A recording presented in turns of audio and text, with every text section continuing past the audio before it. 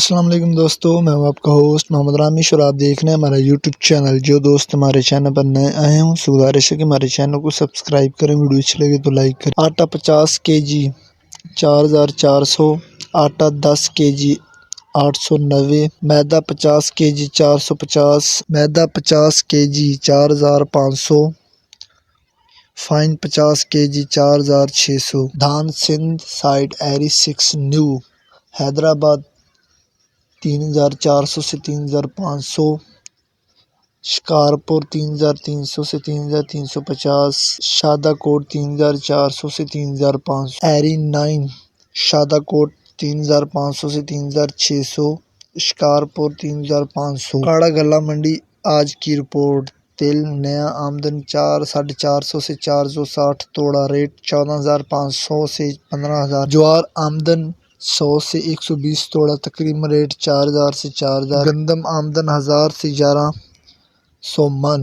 Rate तकरीबन 2,700 से 2,800। रुपये आमदन 17,000 से 18,000 बोरी, रेट तकरीबन 1,950 से 2,325 रुपये फी मन। गंदम, कपास, सरसों और मज़ीद फसलों के रेट हासिल करने के लिए हमारे चैनल को सब्सक्राइब करें। वीडियो अच्छी लगी तो लाइक करें। Thanks for watching this video. अल्लाह हाफिज़।